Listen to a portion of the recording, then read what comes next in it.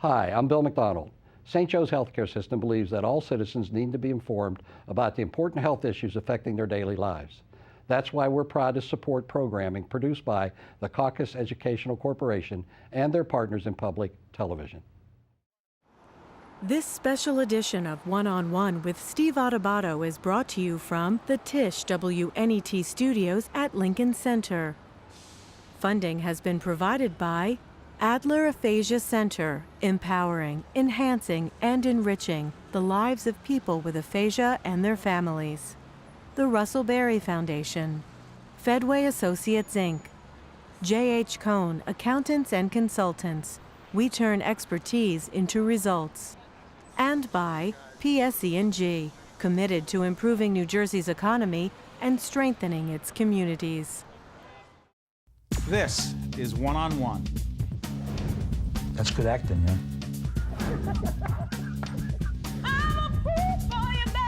I get that a lot. I go to Atlantic City all the time, like, are you the guy? I go, no, I'm not. This is one you can't afford to miss. They thought that I wouldn't survive it, but I knew I would.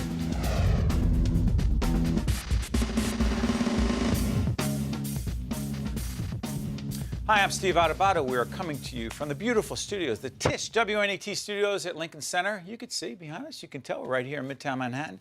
We are pleased to be joined by Barry Bergdoll, who is the Chief Curator of Architecture and Design at the Museum of Modern Art, otherwise known as? MoMA. I mean, when people say MoMA, everybody knows, right? Everybody knows. Everybody wants to get in on the act, you know. Why? Special place. That's a good question. It's a special place. You know, it's one of the, I always say there are two places where people want to be and want to be together. They want to be at Starbucks and they want to be at the Museum of Modern Art, even though they can look at all of the work at the Museum of Modern Art online now, incredible digitization. People want to be near authentic works of art. And I think the really interesting thing that's happening in museums is museums used to be temples. You go in, you get quiet. And now museums are very, very active. People are talking about things, moving around. And we've been trying to think, what does that mean about who the audience is in a museum and what kinds of things can go on there. Museums are changing. Yeah, well, I beg to differ, though, Barry, because there are three places people like to be. Starbucks, your place. And your show. And the WNET studios here at Lincoln Center. I just had to do that. I'm sorry. Hey, come on, let's talk about this new exhibit right here. Foreclosed, Rehousing the American Dream. Bob Morris, you got this? Let me just put this up. You got that, guys? Talk about this exhibit because it's when I was reading about it, I was thinking, they're doing what? It's about architecture, but it's about so much more. Yeah. Describe it. You know, we have a huge shift in philosophy about what we want to do in architecture at MoMA, which is one of the oldest departments, one of the first museums to try to do the almost impossible thing, to bring architecture into the museum. You know, you can't put real buildings in the museum, so what are you showing people? So traditionally, you go into an architecture show, you're seeing a set of masterpieces. You're a little bit mystified. You say, somebody, some curator, I don't know, picked these buildings, told me they're masterpieces, told me I'm supposed to stand in front of them reverentially and think, this is great architecture. I don't know why, I haven't learned anything. We wanted to figure out a way that we can turn the museum into a platform for debate about architecture, get people engaged with architecture, but also make people understand the impact that architecture and design has on their everyday lives. How does the exhibit do that? Give us an example. We've taken one of the most pressing issues in this country today, the foreclosure crisis. You know, this literally hits home, and everyone is affected.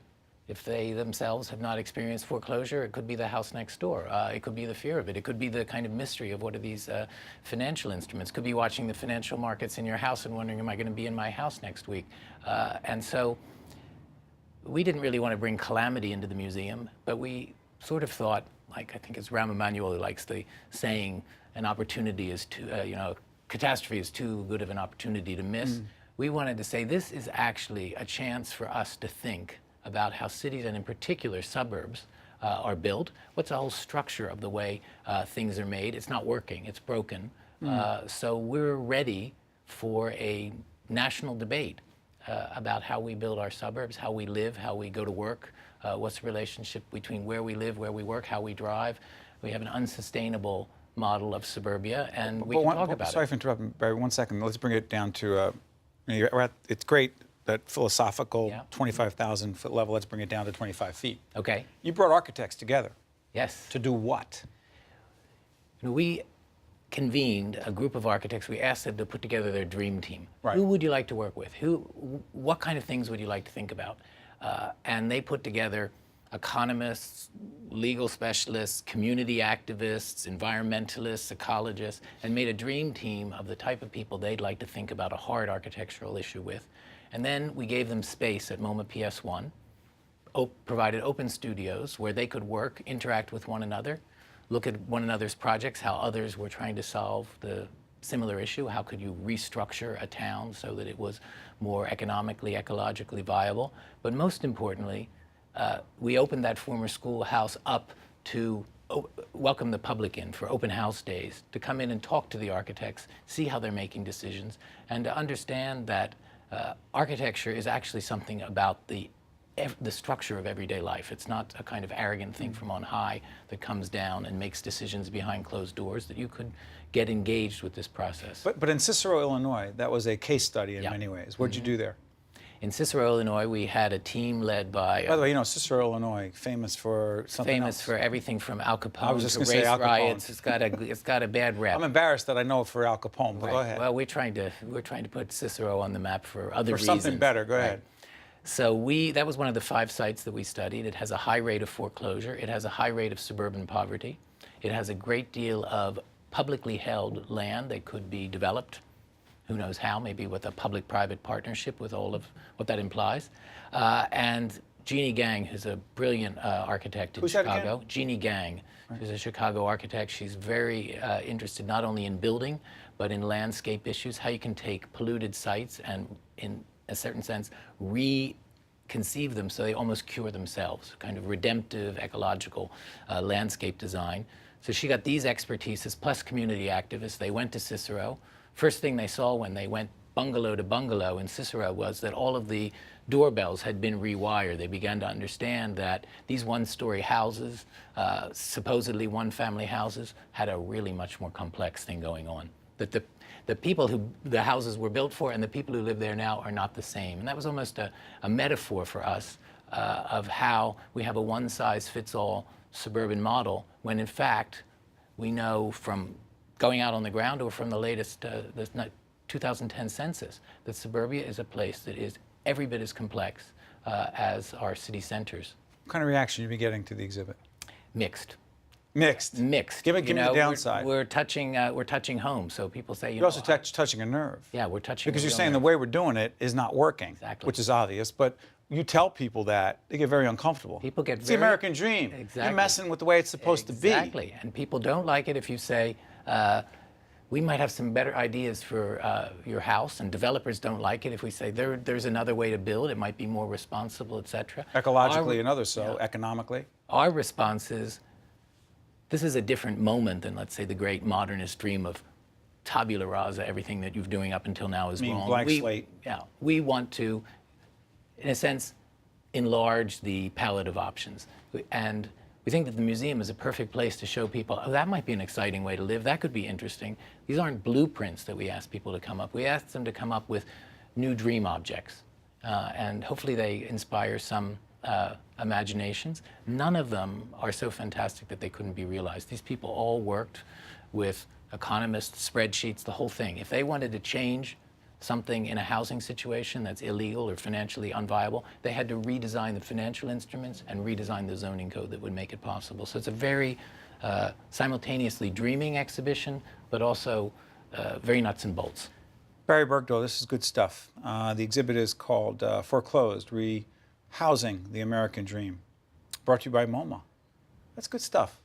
And by the way, how long is the exhibit there? The exhibit runs through the middle of August. August 13th it closes.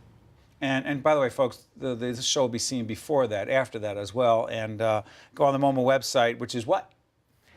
www.moma.org. That was easy enough. Where the whole project is archived. You can go back, you can revisit the workshops, you can hear Secretary Donovan commenting on it, you can visit us with it. Barry, appreciate it from MoMA.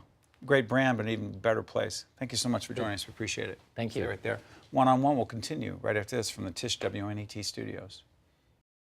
If you would like more information on this program, or if you'd like to express an opinion, email us at info@caucusnj.org.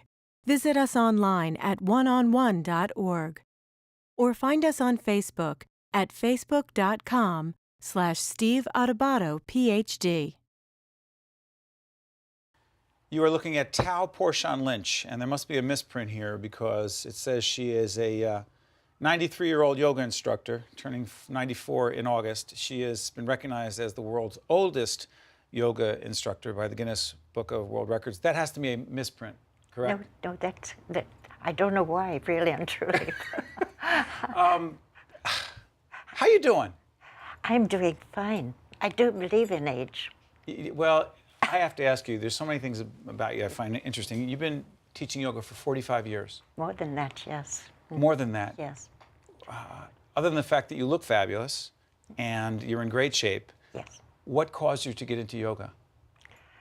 Actually, when I was very young in India, I saw boys on the beach with a class on yoga. And I said, I want to join it. And my aunt said, no, it's not for ladies. And I said, well, if boys can do it, I can do it.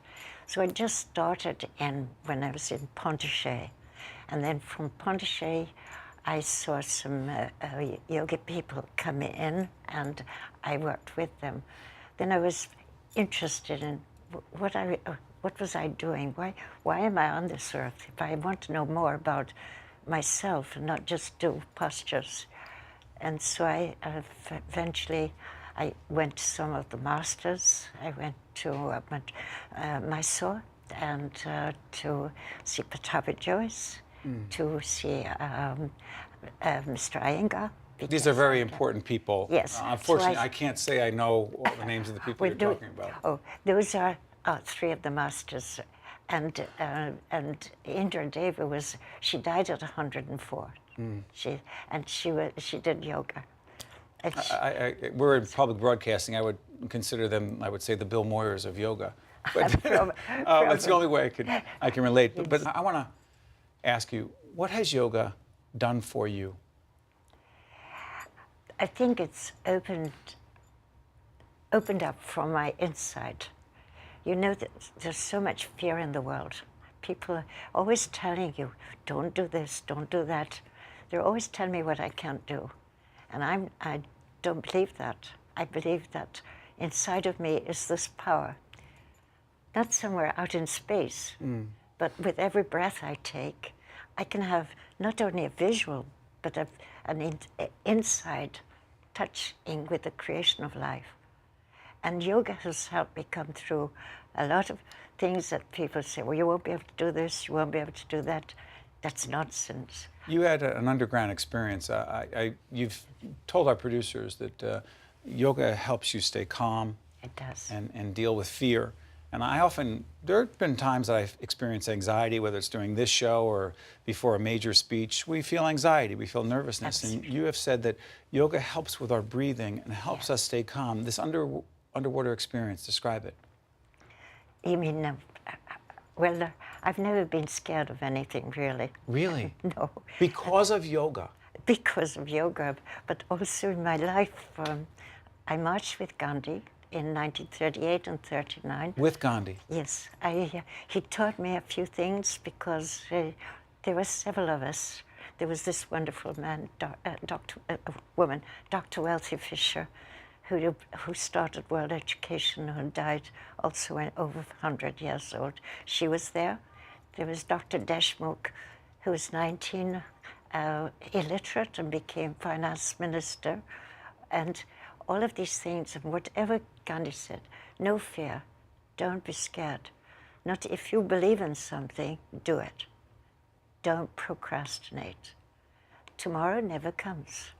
Do it now, because it gets stale tomorrow and it gets more decay inside of you. If you're worried about something, something good will always come. I know my husband used to make fun of me and call me Pollyanna. Because if we had a calamity, he'd say, you always say something good is going to come of it. But it always does. You believe that? Absolutely. Why do you say, Tao, that we recycle ourselves? I look at nature. I think nature is incredible.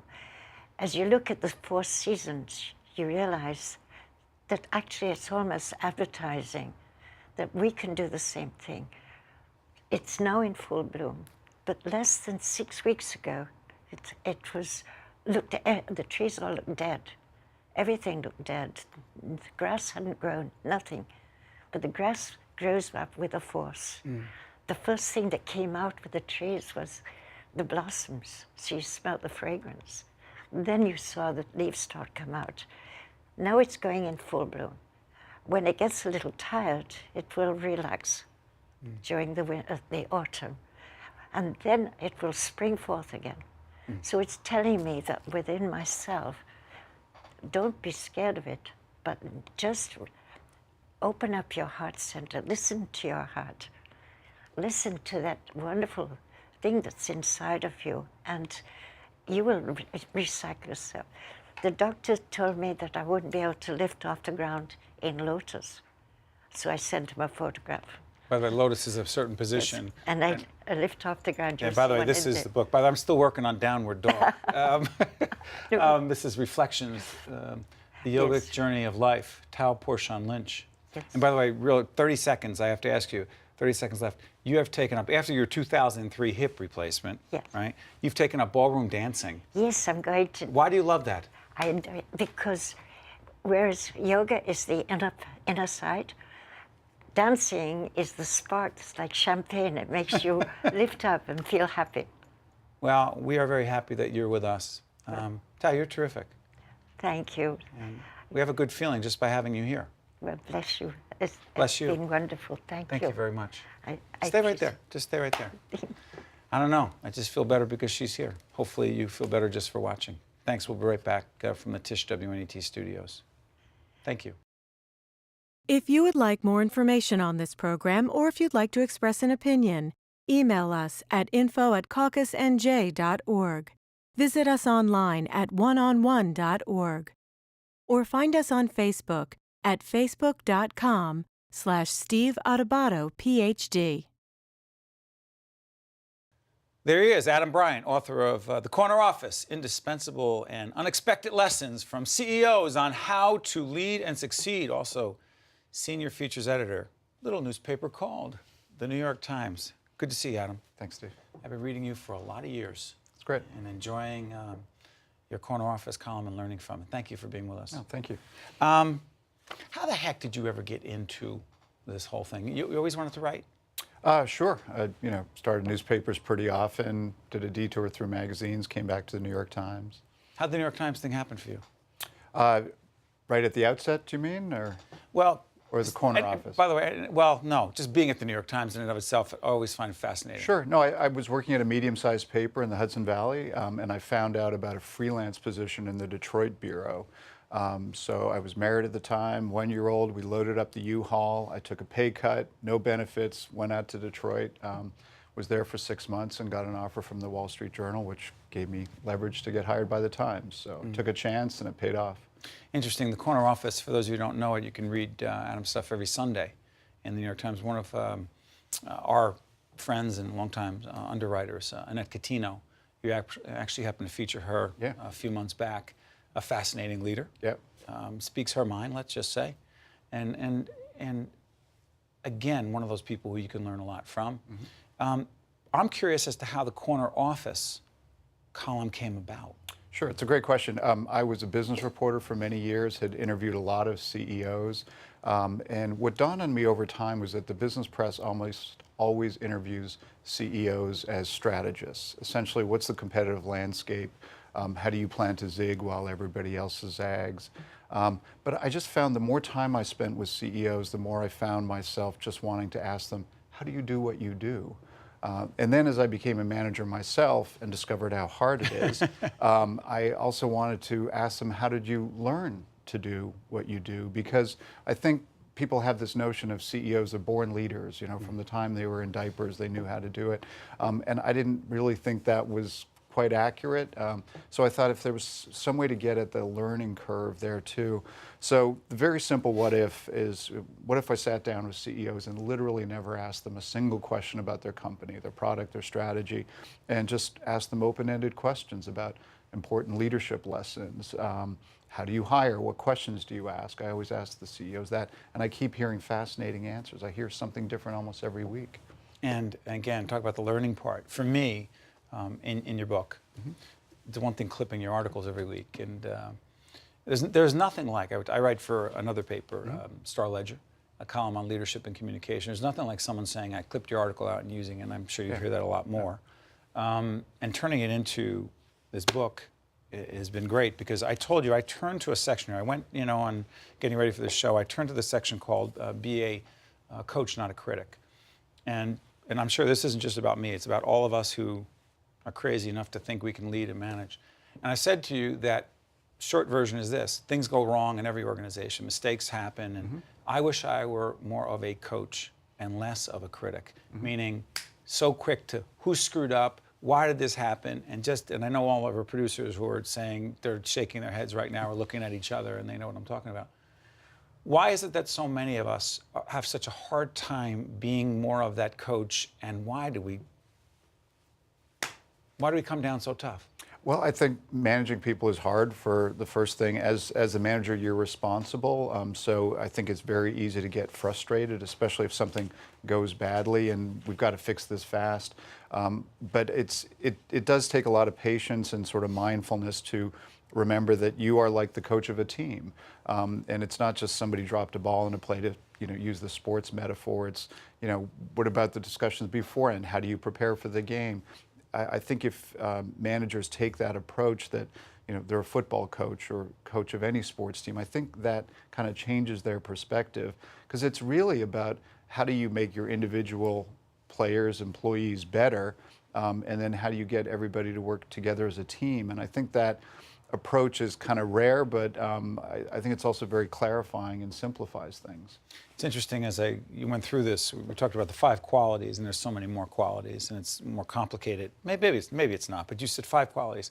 Passionate curiosity. Give me 30 seconds on each. Passionate curiosity.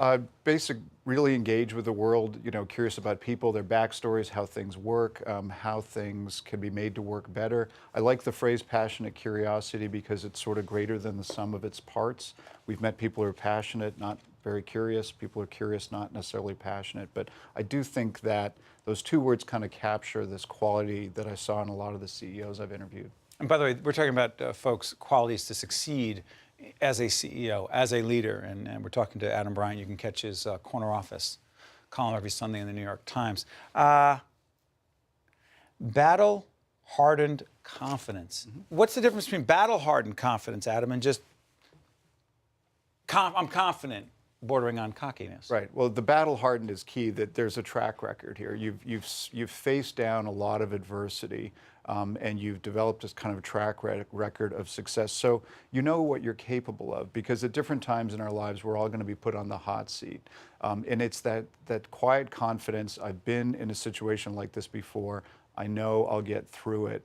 And that's the thing that really separates a lot of people. It's also, frankly, why hiring is so hard, because somebody might look great on paper. 6 months into the job, you give them a tough task, and they fold. Or some people rise to the occasion. And that's that quality that really gets at that sort of, I know I can get through this. There's a big difference between people who are confident for absolutely no reason at all, I don't know why they're confident, versus battle-hardened confidence. How about this one? A simple mindset. Go. Simple fact that essentially we all have worlds of data at our fingertips, courtesy of the internet. And I think it's a really key skill of CEOs to be able to simplify whatever the issue is down to 1 or 2 or 3 core ideas. You don't want a CEO standing up in front of their troops and saying, here's 15 things you have to remember, our key strategic objectives. Big data dump. Yeah, here's the 3 things that we're going to focus on this year, or 2. At moments like that, CEOs really earn their paycheck. Let's pick one of these. Team smarts and fearlessness. Yeah, Go ahead. Team smarts is sort of the organizational equivalent of street smarts, and we all know what that is. Essentially, you know where the soft levers of power are. You know who to talk to get things done. You understand the sort of connective tissue of politics of an organization. It also means just having good antenna for body language, reading people, team dynamics in meetings. And finally, fearlessness, sort of as it implies, just having that approach to your career. I've interviewed a lot of CEOs who had pretty prominent positions, but took lateral moves, even a demotion to get experience that they thought would really help them over time. You know, you talk to these CEOs and there's this reverence in their voice when they talk about employees who have a bias towards action, not recklessness, but let's do something. Let's innovate, let's take some risks, and they wish they could bottle that and pass it around. 30 seconds. How much do you love what you do? The corner office is great. I've interviewed close to 200 CEOs. They're interesting people. They always have such fascinating insights. It's a different side of them that I've really gotten to experience, and so I always look forward to the conversations. You know, I look forward to this all the time too. People say, "Hey, you talk to this different people, but you ask similar questions. You're not getting the same stuff back. You're not getting the same stuff, right?" Right, exactly. Listen, the name of the book is The Corner Office: Indispensable and Unexpected Lessons from CEOs on How to Lead and Succeed. The author is Adam Bryant. Good stuff. Check it out every Sunday in the New York Times. You know that newspaper, The Gray Lady. Thank you very much. Thanks, Steve. Appreciate it. Yeah, appreciate it. This was fun. This special edition of One-on-One with Steve Adubato is brought to you from the Tisch WNET studios at Lincoln Center. Funding has been provided by Adler Aphasia Center, empowering, enhancing, and enriching the lives of people with aphasia and their families. The Russell Berry Foundation, Fedway Associates, Inc., J.H. Cohn, Accountants and Consultants. We turn expertise into results. And by PSE&G, committed to improving New Jersey's economy and strengthening its communities. Promotional support provided by The Record, North Jersey's trusted source, and northjersey.com. Transportation provided by Airbrook Limousine, serving the metropolitan New York, New Jersey area. One-on-One with Steve Adubato has been produced in partnership with St. Joseph's Healthcare System. Education reform is too important to get wrong. That's why NJEA's plan establishes a strong evaluation process that identifies excellent teachers, removes ineffective ones, and ensures hiring and firing is based on performance, not politics or standardized tests that are unfair to students and teachers. We all want the best teachers in every classroom, because when it comes to education reform, NJEA believes students come first. NJEA, great public schools for every child. I'm Steve Adubato. Join me for the next edition of Caucus New Jersey: Taxes, Healthcare, Education, and the Economy. I'll ask the questions that you want answered. Airing on NJTV, 13, and WHYY. Check your local listings.